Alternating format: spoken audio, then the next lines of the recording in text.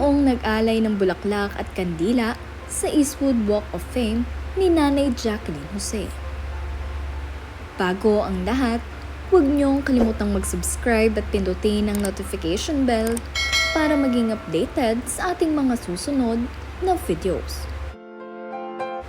Bilang pag-alala sa ating yumaong veteran actress na si Jacqueline Jose, ay mayroong nag-alay ngayong araw ng bulaklak at kandila sa kanyang Walk of Fame dito sa Eastwood. Ngayong gabi kasi ay puno ng mga tao dito dahil pinanood nila ang Walk of Fame 2024. At ikinagulat nga ng mga netizens nang makita nila ang Walk of Fame ni Nanay Jacqueline Jose dito ay mayroong bulaklak at kandila. Marahil isa nga sa mga fan nitong si Nanay Jacqueline ang nag-alay nito bilang paggunita at pag-alala sa kanilang idol. It's the 18th edition of the Eastwood City Walk of Fame. While waiting for the 20 inductees, the late multi-award winning actress Jacqueline Jose is being commemorated. Nakakatuwa nga at nakakataba ng puso dahil mayroong nakaalala kay Nanay Jacqueline sa mga kaganapan ngayon dito sa Eastwood. Talagang hindi nila makakalimutan ang ating veteran actress na si Nanay Jacqueline.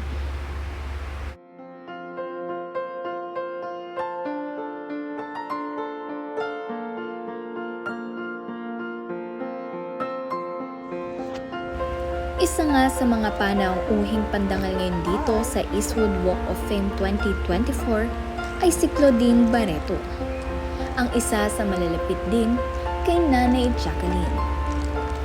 Gabi-gabi nga ay nasa burol ni Nanay Jacqueline itong si Claudine, ngunit ngayong gabi ay nandirito siya sa Eastwood dahil nga invited siya sa Walk of Fame 2024. Napakaraming ang tao ang nandirito ngayon at inaabangan ang ating 20 inductees. Pagdating nga nitong si Claudine ay naghihiyawan na ang mga tao. Napakaraming ang mga fans at supporters niya ang naghihintay sa kanya.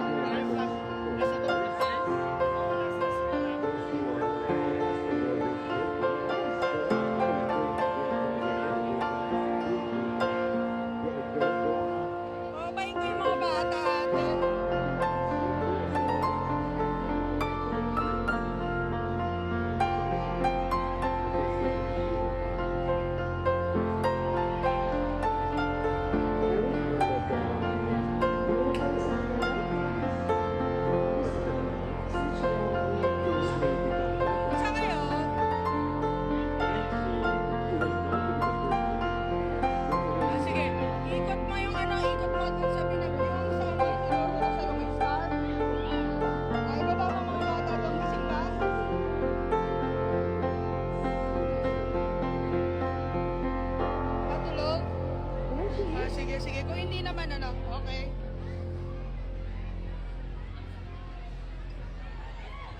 Sige, sige, sige.